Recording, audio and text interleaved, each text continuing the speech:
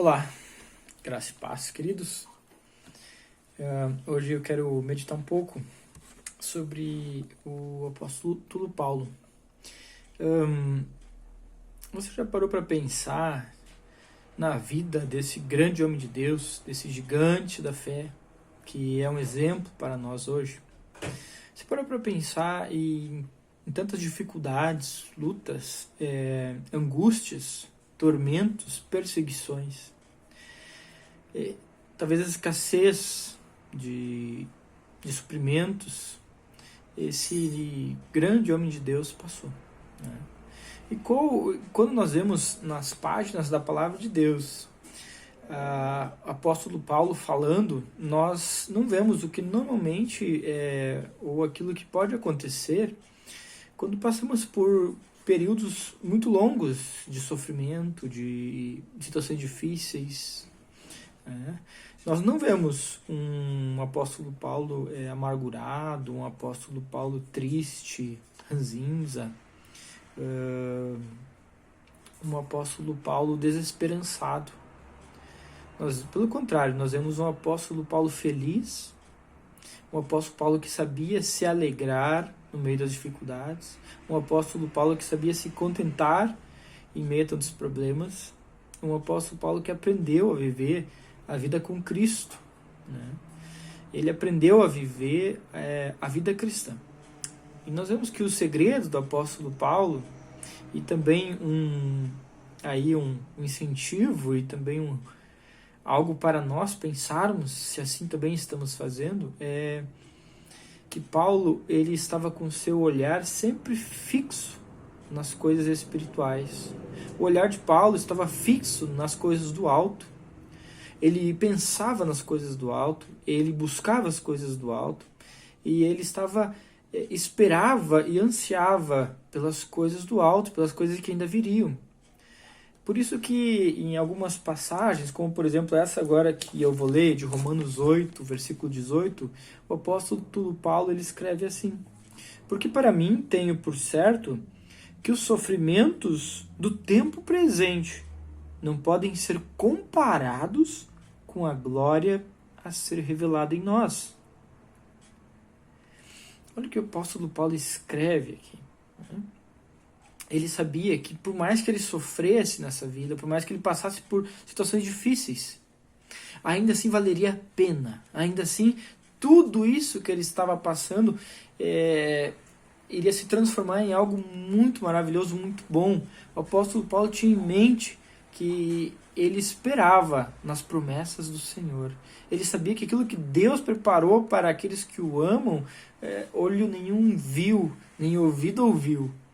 As coisas maravilhosas. Então eu disse que as coisas, os sofrimentos que nós possamos passar aqui não podem ser comparados com a glória a ser revelada em nós. E que glória é essa que ele está se referindo aqui? Quando nós vemos no versículo 17, o versículo anterior, ele diz: se somos filhos, nós também somos herdeiros. Herdeiros de Deus e co-herdeiros com Cristo. Se com ele sofremos, também com ele seremos glorificados. Paulo está se referindo aqui exatamente à glorificação do seu corpo, à ressurreição e à glorificação num corpo semelhante ao corpo do Senhor Jesus. É isso que ele está pensando, na recompensa que ele terá na vida eterna, nas coisas, nas bênçãos, em toda a alegria que ele terá quando ele receber aquilo que Cristo tem prometido na sua palavra e aquilo que ele disse que ele tinha por certo que Cristo era poderoso para guardar o seu bom depósito até o dia final. E com isso nós também lembramos de Hebreus, capítulo 12, no versículo 2, que nos diz: por isso, tendo os olhos fitos em Jesus, o autor e consumador da nossa fé, ele, pela alegria que lhe fora proposta, suportou a cruz, desprezando a vergonha. Está vendo que também Cristo foi um exemplo, né? Um exemplo para nós, de alguém que estava olhando para mais para frente, não estava olhando para o sofrimento do presente, mas estava olhando para as recompensas que a fidelidade a Deus, que a fidelidade ao Senhor Jesus iria trazer. Por isso eu não sei que estação da vida você está passando nesse momento, talvez um inverno sombrio e escuro, talvez você está passando por tempestades, tribulações, talvez por sofrimentos, mas eu te convido a olhar e a fixar os seus olhos nas promessas do Senhor. Como disse Wiersbe, um autor famoso, que um olhar bem fixado nas coisas eternas e nas coisas do porvir diminui o sofrimento do presente. E era isso que o apóstolo Paulo fazia. Ele focava o seu olhar nas coisas do porvir. A sua fé estava focada nas coisas do que Deus tinha preparado para ele. E esse também deve ser o nosso olhar. E alguém também disse que os sofrimentos que passamos também servem para nos lembrar que a nossa casa não é aqui, para nos fazer desapegar das coisas daqui, das coisas dessa vida, de que nosso verdadeiro lar é no céu com o Senhor Jesus. E assim como também o Senhor Jesus nos ensinou a ansiar pelo grande elogio que Ele dará àqueles que são fiéis, aqueles que entrarão à sua presença. E aquilo que Ele disse: muito bem, servo bom e fiel.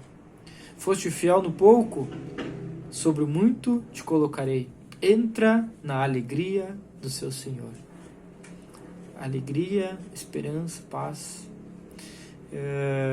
alegria eterna, paz eterna, é o que Deus nos promete, e num corpo glorificado.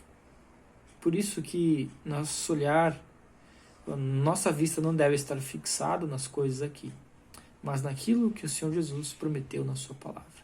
Deus abençoe sua vida em nome do amado Mestre e nosso Senhor Jesus Cristo.